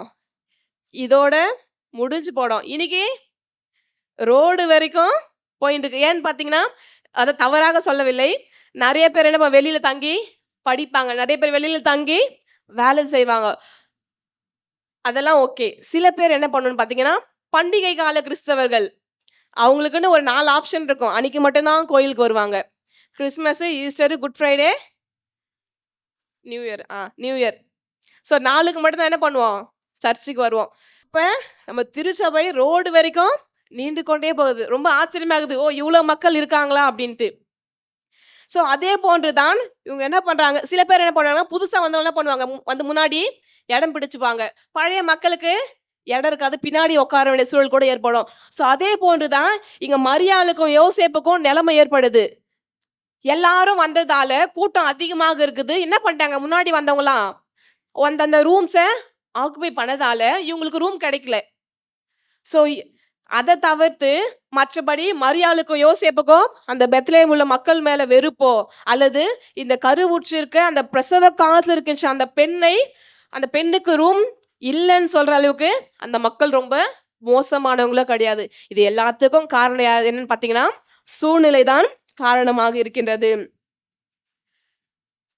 நாமும் கூட என்ன பண்ணணும் பார்த்தீங்கன்னா, அநேக நேரங்கள்ல இயேசு கிறிஸ்துவை ஏற்றுக்கொள்ள நாம் மறுக்கிறோம். இதுக்கு காரணம் என்ன வச்சு பார்க்கின்ற பொழுது, இயேசு கிறிஸ்து மேல நமக்கு தனிப்பட்ட வெறுப்போ இல்ல காழ்ப்புணர்ச்சியே கிடையாது. ஏன்னு பார்த்தீங்கன்னா, நமது இதயத்துல ஏற்கனவே குப்பை தொட்டி போல என்ன ஆகுது? அநேக விஷயம் கிடைக்குது. அநேக பெருமையான எண்ணங்கள் இருக்கும், அநேகம் கஷ்டங்களும் இருக்கும். ஸோ இப்படிப்பட்ட விஷயங்கள் நம்முடைய இருதயத்துல இருந்து கொண்டே இருப்பதனால இயேசு கிறிஸ்துவை அழைப்பதற்கு நமக்கு இடம் இல்லை. அழைச்சாலும் நம்ம இருதயம் என்ன ஆகுது? முழுவதுமாக நிரம்பி இருப்பதால இயேசு கிறிஸ்துவும் வர முடியல, நம்ம அழைச்சாலும் நம்ம அழைக்கவும் இல்லை. ஸோ இப்படிப்பட்ட இந்த நிலைமையில நாம் இருக்கின்ற பொழுது அதே போன்று நம்ம என்ன பண்றோம்னா, நம்முடைய அந்த 24 மணி நேரமும் ஒவ்வொன்றுத்துக்கும் ஒவ்வொரு ஷெடியூல் போட்டு நம்ம வாழ்ந்து கொண்டிருக்கின்றோம். கடவுளையோ இல்லது அவரது வசனத்தை படிப்பதற்கோ அல்லது நம்ம இறைவேண்டல் செய்வதற்கோ நாம் நேரம் ஒதுக்கல. ஏன்னு பார்த்தீங்கன்னா, நம்ம இருதயத்துல பலவிதமான, அதாவது எப்படி சொல்றது, ஆவியின் கனியும் இருக்கு, மாம்சத்திற்குரிய இச்சைகளும் இருக்குது. ஆவியின் கனியை காட்டிலும் மாம்சத்திற்குரிய இச்சையானது என்ன ஆகுதுன்னு பார்த்தீங்கன்னா, நம்முடைய இருதயம் முழுவதும் நிரம்பப்பட்டிருக்கின்றது. நாம் முயற்சி எடுத்து வலுக்கட்டாயமாக நம்முடைய இருதயத்தில் இருக்கின்ற அந்த குப்பைகளை நாம் எடுத்து எறிகின்ற பொழுதுதான் கடவுள் என்ன பண்ணுவாரு? நம் இருதயத்துல அவர் வாசம் பண்ணுவார். நாம் அப்படி இடம் கொடுத்தால் மட்டுமே இயேசு கிறிஸ்து நம்முடைய இருதயத்துல அவரு பிறப்பார். இயேசு கிறிஸ்து நம்முடைய இருதயத்துல அவர் பிறந்தார்னா, இந்த டிசம்பர் 25 மட்டும் கிறிஸ்மஸ் கிடையாது, ஒவ்வொரு நாளும் நமக்கு கிறிஸ்மஸ் தான்.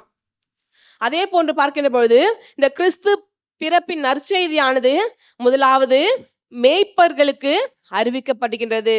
ஸோ எளியவர்களானிய இந்த மேய்ப்பர்களுக்கு கிறிஸ்து பிறப்பின் நற்செய்தியானது அறிவிக்கப்படுகின்றது. ஏன்னு பார்த்தீங்கன்னா, அந்த மேய்ப்பு தொழிலானது இழிவாக கருதப்பட்டது. ஸோ அந்த இழிவான, ஓரம் தள்ளப்பட்ட, ஒதுக்கப்பட்ட அந்த மக்களுக்கு கிறிஸ்துவின் பிறப்பின் அந்த நற்செய்தியானது யார அந்த மக்கள் தள்ளனாங்களோ அவங்களுக்கு தான் முதல் நற்செய்தியானது அறிவிக்கப்படுகின்றது. ஏன் மேய்ப்பர்களுக்கு முதல்ல அறிவிக்கப்படுச்சு நான் பார்க்கின்ற பொழுது, தாவீதின் ஊராகிய தாவீது பெத்லெகேம் ஊரை சேர்ந்தவர். ஸோ தாவீதின் ஊராகிய அந்த பெத்லெகேம் என்பது தாவீது அரசர் ஆட்சி செய்த இடம் அல்ல, மாறாக அந்த பெத்லெகேம் தான் தாவீது என்ன பண்ணாருங்க, ஆடு மேய்த்தாரு. ஓகேங்களா? அந்த தாவீது அவர் அரசராக இருந்த இடம் இல்ல, அவர் ஆடு மேய்த்த இடம். அந்த ஆடு மேய்த்த இடத்துல இருந்து தான் கடவுள் என்ன பண்ணாரு, தாவீதை அரசராக உயர்த்தினார். ஸோ அதே போன்றுதான் அந்த ஓரம் தள்ளப்பட்ட, இழிவாக பார்க்கப்பட்ட, ஒதுக்கப்பட்ட அவர்களையும் அவருடைய தொழிலையும் இழிவாக பார்த்தனர். ஸோ அந்த மக்களுக்கு கடவுளுடைய நற்செய்தியானது அறிவிக்கப்படுகின்றது. அதே போன்று நாம் பார்க்கின்ற பொழுது காயின் மற்றும் ஆபேல் இருக்காங்க. அதுல கடவுள் என்ன பண்ண, யாருடைய காணிக்கை ஏற்றுக்கொள்வாரு? கேட்கல. ஆபேலுடைய, லாஸ்ட்ல தூங்குறீங்களா? சீக்கிரம் எழுந்ததால. ஆபேலுடைய காணிக்கை கடவுள் என்ன பண்றாரு, ஏற்றுக்கொள்வாரு. காயினுடைய காணிக்கையை ஏற்றுக்கொள்ளவில்லை. ஸோ காயின் வந்து யாருன்னு பார்த்தீங்கன்னா, இப்போ அந்த காலத்திலயும் சரி இந்த காலத்துல சரி நிலம் வச்சுக்கிறவங்க தான் யாரு, பணக்காரங்க. இந்த ஜமீன்தார் அப்புறம் கம்மாவாருங்க அவங்களாம் தான் நிலம் வச்சிருப்பாங்க. நாமளாம் யாரு, அவங்க கிட்ட போயிட்டு வேலை செய்வோம். ஸோ நிலம் வச்சிருக்கவங்க அவங்களாம் தான் பணக்காரங்களா இருந்தாங்க, உயர்ந்த அந்தஸ்துல அவங்க கருதப்பட்டாங்க. காயின் நிலத்தை பயிரிடுகின்றவர், ஆபேல் யாரு, ஆடுகளை மேய்க்கிறவர். ஸோ இந்த ஆடுகள் மேய்க்கிறவங்களுக்கு ஒரு நிலையான ஒரு இடம் கிடையாது. அவங்க என்ன பண்ணுவாங்க, அந்த விளைச்சல் எங்க இருக்கோ அங்க போயிட்டு என்ன பண்ணுவாங்க, ஒவ்வொரு மாசமோ இல்ல ஒவ்வொரு வாரமோ ஒவ்வொரு இடத்துல போய் தங்கி அந்த ஆடுகளுக்கான மேய்ச்சல் அவங்க கொடுப்பாங்க. ஸோ இந்த ஆடு மேய்த்தல் தொழில் என்பது ஒரு இழிவாக, ஒரு ஒரு தாழ்ந்த நிலையாக பார்க்கப்பட்டது. இந்த நிலத்தை வச்சுக்கிறவங்க கிட்ட என்ன பண்ணுவாங்க, இந்த ஆடு மேய்க்கிறவங்க போயிட்டு வேலை செய்கிற ஒரு சூழல். ஸோ இப்படிப்பட்ட நிலையில கடவுள் என்ன பண்றாரு, ஆபேலுடைய காணிக்கை அவரு அங்கீகரிக்கின்றார். காயினுமே நல்ல காணிக்கை கொடுக்கின்றாரு, ஆபேலுமே நல்ல காணிக்கை தான் கொடுக்கின்றாரு. ஆனாலுமே என்ன ஆகுது, கடவுள் காயினுடைய காணிக்கை ஏற்றுக்கொள்ளாம ஆபேலுதை அவர் ஏற்றுக்கொள்கின்றார். ஏன்னா கடவுள் ஒதுக்கப்பட்ட, ஓரம் தள்ளப்பட்ட, மற்றவர்களால் புறக்கணிக்கப்பட்ட, ஒரு நிலையான ஒரு இடம் இல்லாத அந்த ஆபேலின் காணிக்கை அவரு ஏற்றுக்கொள்கின்றார். ஸோ அதே போன்றுதான் இந்த ஆடு மேய்த்து கொண்டிருந்த இந்த மேய்ப்பொருளுக்கு நற்செய்தி, கிறிஸ்து பிறப்பின் நற்செய்தியானது அறிவிக்கப்படுகின்றது. இந்த அசுத்தமானோர், இப்ப ஆடு மேய்க்கிறவங்க ரொம்ப டீசெண்டா இருப்பாங்களா? அழுக்கு ட்ரெஸ்ஸை போட்டுட்டு அவங்க கிட்ட ஸ்மெல் வரும். ஸோ இப்படிப்பட்ட அந்த அசுத்தமான மக்களுக்கு, அந்த அசுத்தமான மக்கள் என்ன பண்றாங்க, போயிட்டு பரிசுத்தமான தூய்மையான இயேசு கிறிஸ்துவை அவர்கள் தொழுது கொள்கின்றார்கள். அதே போன்று இந்த கிழக்கு திசையிலிருந்து வந்த அந்த ஞானிகள், மேசியா வந்து பாத்தீங்கன்னா யூதர்களுக்கு மட்டும்தான் இருக்கின்ற ஒரு கருத்து இருந்துச்சு.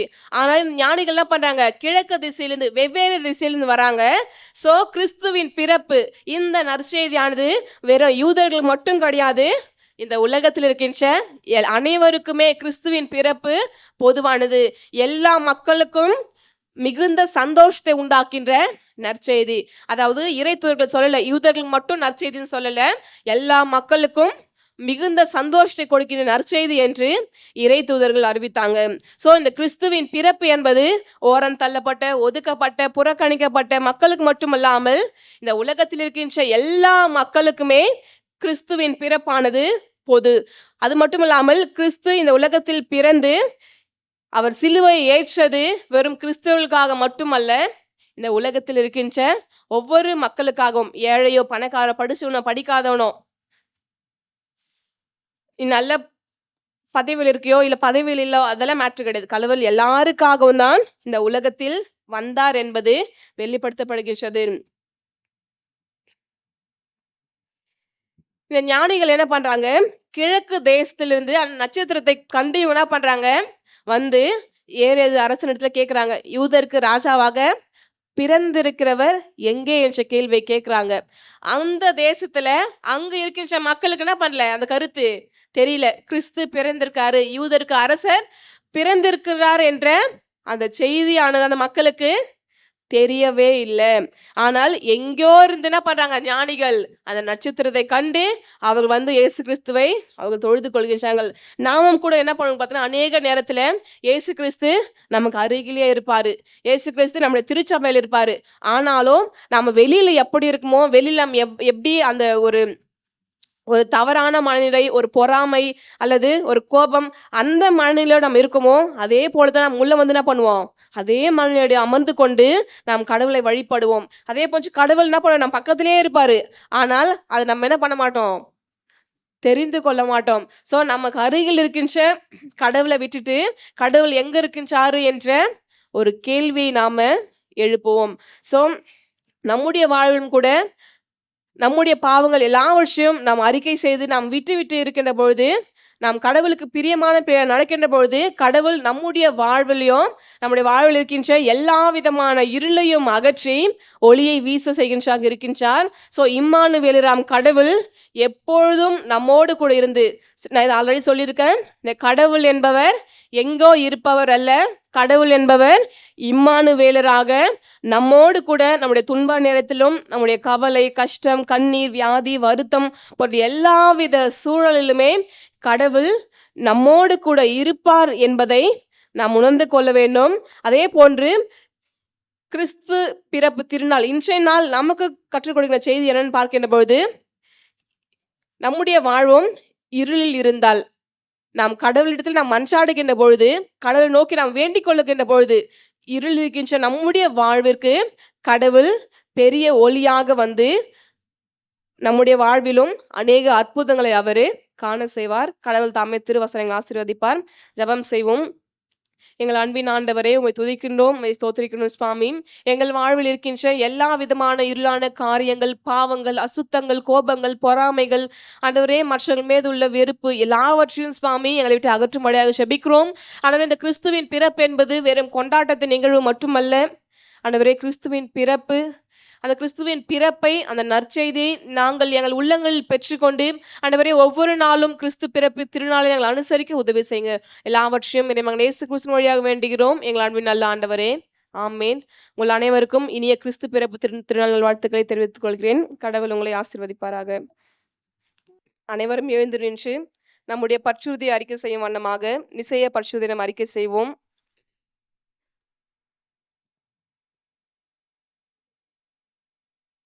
வானத்தையும் பூமியையும் காணப்படுகிறதும் காணப்படாததுமான எல்லாவற்றையும் படைத்துராயிருக்கிற சர்வவல்லமையுள்ள பிதாவாகிய ஒரு தேவனை விசுவாசிக்கிறேன். ஒரே கர்த்தருமாய் தேவனுடைய ஒரே பேரான குமாரனாய் இருக்கிற இயேசு கிறிஸ்துவை விசுவாசிக்கிறேன். அவர் சகல உலகங்கள் உண்டாவதற்கு முன்னே தமது பிதாவினால் ஜெனிப்பிக்கப்பட்டவர், தெய்வத்தில் தெய்வமானவர், ஜோதியில் ஜோதியானவர், மெய்தேவனில் மெய்தேவனானவர், உண்டாக்கப்படாமல் ஜெனிப்பிக்கப்பட்டவர், பிதாவோட ஒரு தன்மையுடையவர், மனிதராகிய நமக்காகவும் நமக்கு ரட்சிப்பு உண்டாகவும் பரமனில் இறங்கி பரிசுத்த ஆவினாலே கன்னிமரில் அவதரித்து மனிதனானார். நமக்காக பொந்திய பிலாத்தின் காலத்தில் சிலுவையில் அறையுண்டு பாடுபட்டு அடக்க பண்ணப்பட்டார். வேத வாக்கியங்கள் படி 3ஆம் நாள் உயிர்த்தெழுந்தார். பரமனில் ஏறி பிதாவின் வளர்ச்சி விற்கிறார். உயிருள்ளோரையும் மருத்துவரையும் நியாயத்திற்கு மகிமையோடு திரும்ப வருவார். அவருடைய ராஜ்யத்துக்கு முடிவில்லை. கர்த்தருமாய் ஜீவனை கொடுக்கிறமாய் பிதாவிலும் குமாரன் நின்று புறப்படுகிறமாய் பிதாவோடும் குமாரனும் கூட ஸ்தோத்திரிக்கப்படுகிறமாய் தீர்க்கதரிசிகள் மூலமாய் உலகமாய் இருக்கிற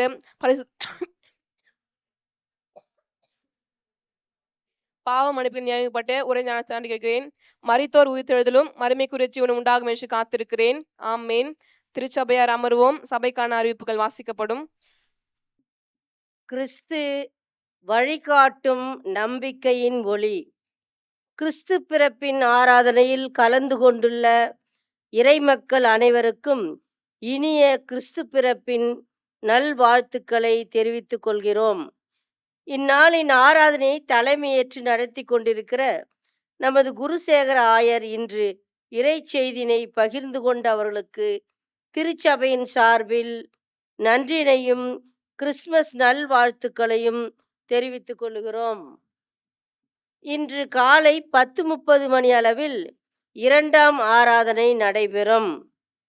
30/12/2025 வருடத்தின் இறுதி உபவாச கூடுகை காலை 10:30 மணி அளவில் நடைபெறும்.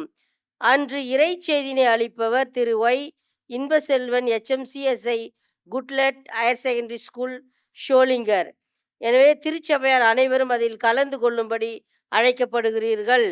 அன்று உணவு கொடுக்க விரும்புகின்றவர்கள் தங்களின் பெயர்களை பொறுப்பாளரிடம் அறிவிக்கும்படி அன்பாய் கேட்டுக்கொள்கிறோம். 31/12/2025 புதன்கிழமை நள்ளிரவு 11:30 மணிக்கு பழைய வருடம் மற்றும் புத்தாண்டு சிறப்பு ஆராதனை திருவிருந்து ஆராதனையாக நடைபெறும். 1/1/2026 வியாழக்கிழமை 2ஆம் ஆராதனை காலை 10:30 மணிக்கு புத்தாண்டு திருவிருந்து ஆராதனையாக நடைபெறும். கிறிஸ்மஸ் ஆலய அலங்கரிப்புக்கு பூக்கள் அன்பளிப்பு கொடுத்த திரு விக்டர், திருமதி வி ராகினி விக்டர் அவர்களுக்கு திருச்சபையின் சார்பில் நன்றியினை தெரிவித்துக் கொள்கிறோம். ஆலய அலங்கரிப்பு செய்து கொடுத்தவர்கள் Thiru V Bennett, Thiru T Rajaravi, Thiru Y Johnson, Monish, Abhi, Prabhu அவர்களுக்கும் திருச்சபையின் சார்பில் நன்றியினை தெரிவித்துக் கொள்கிறோம்.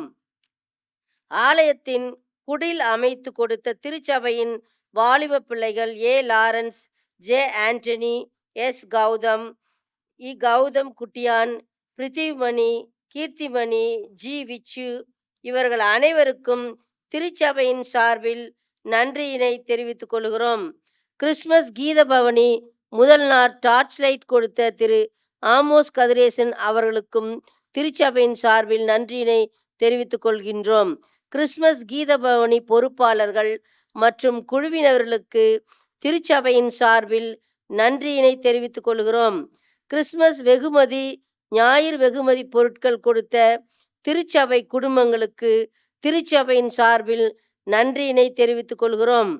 ஆலயத்தை சுத்தம் செய்த வாலிப பிள்ளைகள் J Jacqueline, L Merlin Shali, A Lawrence, J Prithivmani, G Sonu, P Dravidan, Mothish இவர்கள் அனைவருக்கும் திருச்சபையின் சார்பில் நன்றியினை தெரிவித்துக் கொள்கின்றோம். இதோ சகோதரிகள் சகோதரர்கள் ஒருமித்து வாசம் பண்ணுகிறது. எத்துணை நன்மையும் எத்துணை இன்பமானது. அந்த ஒரே அப்பத்தில் நாம் எல்லாரும் பங்கு பெறுகிறபடியால் அநேகரான நாம் ஒரே அப்பமும் ஒரே சரீரமாயிருக்கிறோம். நான் அவருடைய கூடாரத்திலே ஆனந்த பலிகளையிட்டு கர்த்தரை பாடி அவரை கீர்த்தனம் பண்ணுவேன். நாம் ஒருவருக்கொருவர் சமாதான வாழ்த்துதலையும் மற்றும் கிறிஸ்துமஸ் நல்வாழ்த்துகளையும் தெரிவித்துக் கொள்வோம்.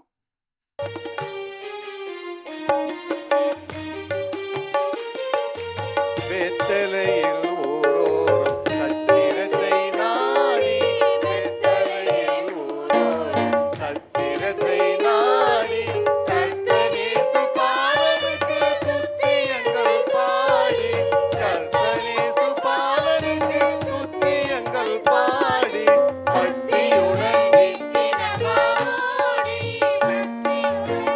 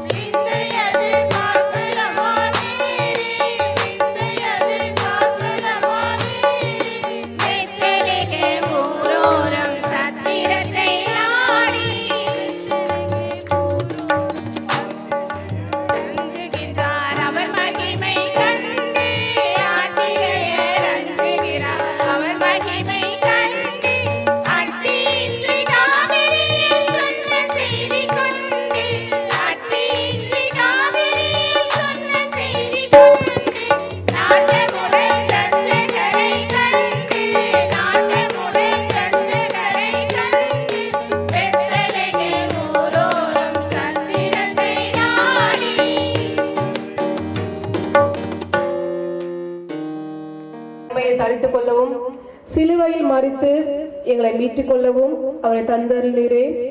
அவர் சிலுவையில் ஒரே தரம் தம்மை தாமே ஏகபலியாக ஒப்பு கொடுத்து சர்வலோகத்தின் பாவங்களை நிவர்த்தி செய்வதற்கு நிறைவும் பூரணம் போன்றதுமான பலியையும் காணிக்கையும் பரிகாரத்தையும் செலுத்துமல்லாமல் தமது அருமையான மரணத்தை என்றைக்கும் நினைப்பூட்டும் ஞாபகத்தை நியமித்து தாம் திரும்ப வரும் அளவும் நாங்கள் அதை அனுசரித்து வரும்படி நமது பரிசுத்த சுவிசேஷத்தில் கட்டளையிட்டுள்ளாரே. இயேசுதான் அவர் காட்டி கொடுப்ப ராத்திரியிலே அப்பத்தை எடுத்து ஸ்தோத்திரம் பண்ணி அதை பிட்டு சீரில் கொடுத்து, நீங்கள் வாங்கி உண்ணுங்கள், இது உங்களுக்காக கொடுக்கப்படுகிற என்னுடைய சரீரம், என் நினைவு கூறும்படி இதை செய்யுங்கள் என்றார். அப்படியே உணவு உண்ட பின்பு அவர் பாத்திரத்தையும் எடுத்து ஸ்தோத்திரம் பண்ணி அவள் கொடுத்து, நீங்கள் எல்லாரும் இதிலே பானம் பண்ணுங்கள், இது பாவ மன்னிப்புண்டாகும்படி உங்களுக்காகவும் அநேகருக்காகவும் சிந்தப்படுகிற புது உடன்படிக்கைக்குரிய என்னுடைய ரத்தம், இதை பானம் பண்ணும் பொழுதெல்லாம் நினைவு கூறும்படி இதை செய்யுங்கள் திருவிழப்படுத்தினார். ஆமேன். கர்த்தாவே மரணத்திலே கூறுகிறோம், உங்கள் உயிர்த்தெழுந்து அறிக்கையிடுகிறோம், இத்திரும்ப வர காத்திருக்கிறோம். கிறிஸ்துவே உமக்கு ஸ்தோத்திரம் உண்டாவதாக.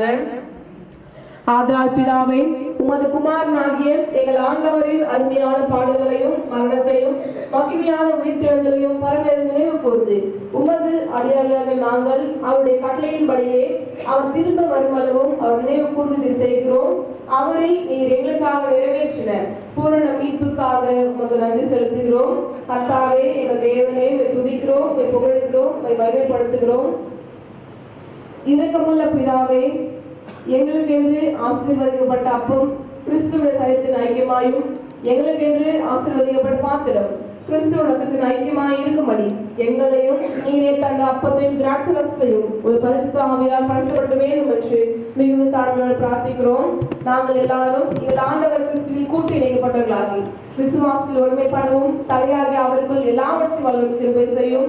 அவரோடு பரிசுத்த ஆவியோடும் ஐக்கியமாய் இருக்கிற சர்வ வல்லமையுள்ள பிதாவாகிய உமக்கு அவர் மூலமாய் சகல கனமும் மகிமையும் என்றென்றும் உண்டாவதாக. ஆமென். நமது ஆண்டவராகிய இயேசு கிறிஸ்து கற்பித்த பரமண்ட சபத்தை நமக்கு அருளப்பட்ட தைரியத்தோடும் சேர்ந்து எடுப்போம். நாமம் பரிசுத்தப்படுவதாக, ஆசீர்வதிப்படுவதாக, சித்த பரமத்தை செய்யப்படுவது போல உங்களில் செய்யப்படுவதாக.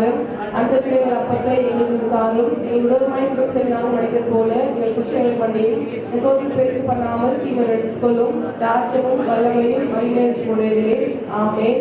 மனத்தாழ்வின் சபத்தை நாம் அனைவருமாக இணைந்து எடுப்போம். இரக்கமுள்ள கர்த்தாவே, எங்கள் சுயநிதியை நம்பி நாங்கள் பந்தியில் சேர துணியாமல் தேவனுடைய அளவற்ற இரக்கத்தை நம்பி சேருகிறோம். பேசியின் கீழ் துணிகைகளை போக்கிக் கொள்ள நாங்கள் பார்த்துக்கல்ல, ஆனாலும் தேவரீர் எப்பொழுதும் இரக்கம் செய்கிற லட்சணையுடைய மாறாதவராக இருக்கிறீர்.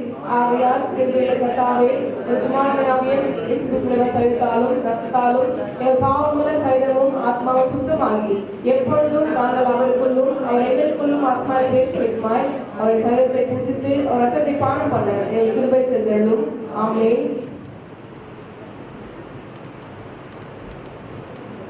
நாம் பிற்கிற அப்பொழுது கிறிஸ்துவின் சரீரத்தின் ஐக்கியமா இருக்கிறது அல்லவா?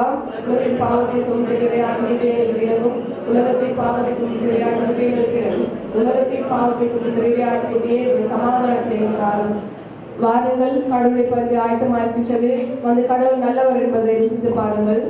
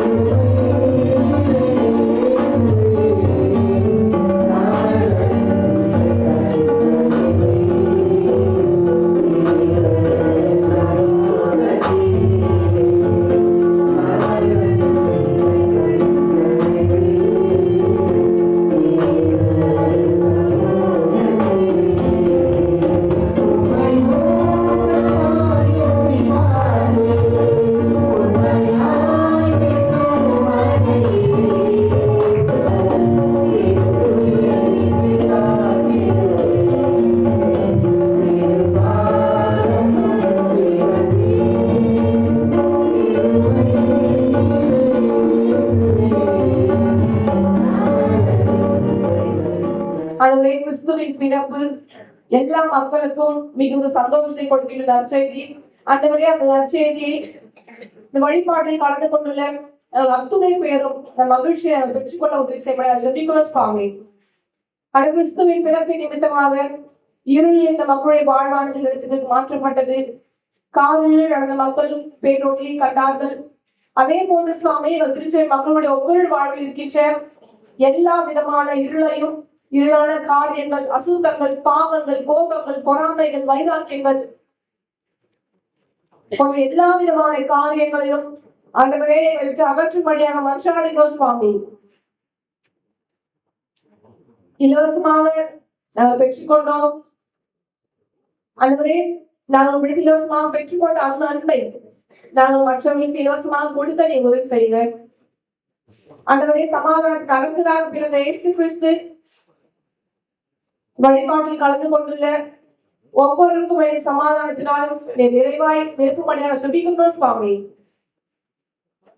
ஆண்டவரே, எங்கள் துன்ப நேரத்திலும், எங்கள் கண்ணீரின் பாதையிலும், எங்கள் கவலையின் வேலையிலும், எங்கள் துக்கத்தின் வழியிலும் ஆண்டவரே, நாங்கள் எப்பொழுதெல்லாம் சோர்ந்து போயிருக்கின்றோம் சுவாமி, அப்பொழுதெல்லாம் இம்மானுவேலே நம் கடவுள் எங்களோடு இருந்து ஆண்டவரே ஒவ்வொரு நாளும் எங்களை தாங்கும்படியாக, எங்களை போஷிக்கும்படியாக உங்களுடைய ஆறுதலையும் சமாதானத்தையும், உடைய ஆற்றலையும், ஞானத்தையும், உடைய அறிவையும் எங்கள் தரும்படியாக மன்றாடுகிறோம் சுவாமி. ஆண்டவரே, நாங்கள் துக்கப்படுகின்ற போது நீர் எங்கள் அருகில் அமர்ந்து கொண்டு எங்கள் துக்கங்களை பகிர்ந்து கொள்கின்றதாக இருக்கின்ற சுவாமி. வருத்தப்பட்டு பாடம் சுமக்கிறவர்களே, நீங்கள் எல்லாரும் என்னிடத்து வாருங்கள், நான் உங்களுக்கு இளைப்பாறுதல் தருவேன் என்றவரே. ஆண்டவரே, இன்றைய நாளிலும் வருத்தத்தோடும், கவலையோடும், கண்ணீரோடும், துன்பத்தோடும், துயரத்தோடும், சொல்ல முடியாத வலியோடும் வழிபாட்டில் கலந்து கொண்டுள்ள அத்துணை பேருக்காக மன்றாடுகிறோம் சுவாமி.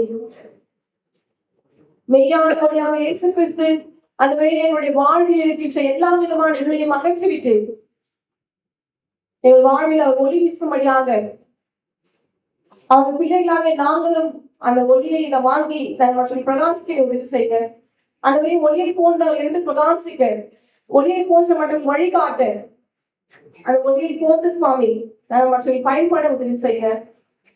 ஆண்டவரே, கேட்ட இறைவாழ்த்துக்காக நன்றிகளை படைக்கின்றோம்.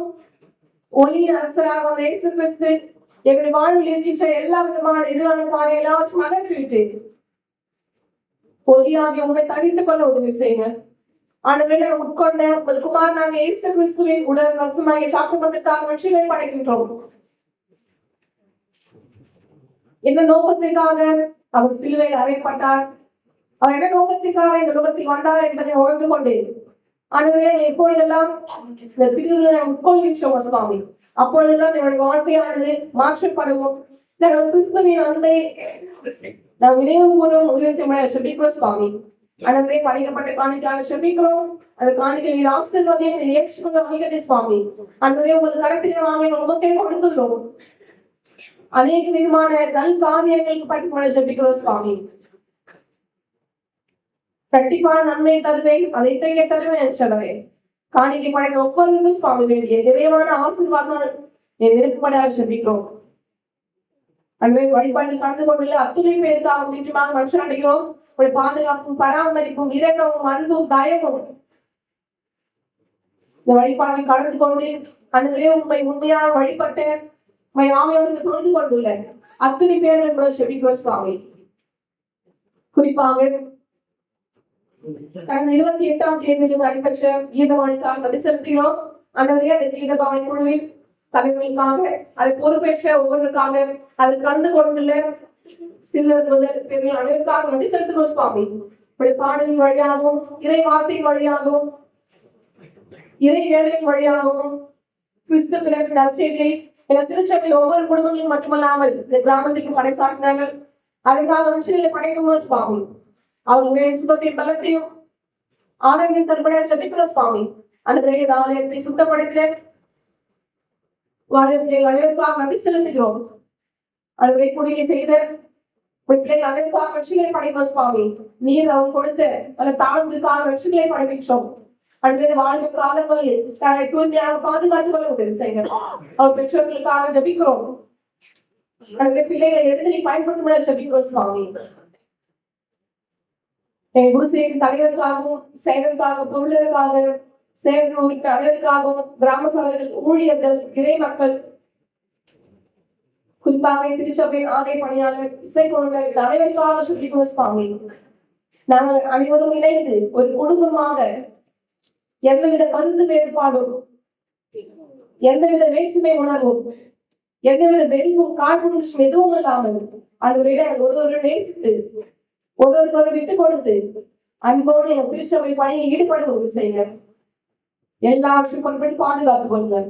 எனவே தற்போது நாங்கள் பிரிந்து சென்றாலும் உங்களுடைய பாதுகாப்பு பராமரிப்பு அன்பும் நேரம் கீழ்வையும் எப்பொழுதும் உங்களுக்கு சொல்லிக்கிறோம் சுவாமி. எல்லாவற்றையும் வேண்டுகிறோம். எல்லாரும் ஆண்டவரே, என் ஆத்மாவை கர்த்தரை ஸ்தோத்திரி, எல்லோருமே பரிசுநாமத்தை ஸ்தோத்திரி. என் ஆத்மாவை கர்த்தரை ஸ்தோத்திரி, அவர் செய்த சர்வங்களை மறவாதே. ஆமென். படைப்பாளராம் கடவுளின் அன்பும் வாக்கு மனிதனால் வாக்கிய கேட்ப இதை மகன் இயேசு கிறிஸ்துவின் கிருபையும் உந்துலராம் தூய ஆவியாரின் அன்பும் ஐக்கியமும் சமாதானம் பாதுகாப்பட்ட ஆசீர்வாதமும் கிறிஸ்து பிறப்பு திருநாள் முதல் இந்த வழிபாடு கலந்து கொண்டுள்ள அனைவரோடும் அனைத்து குடும்பங்களோடும் தங்களுக்கு இருப்பதாக. ஆமென். நிறைவு பாடலாக புதுவாழ்வு கீர்த்தனைகளில் 481 பாடல் அனுக்கிரக வார்த்தையோட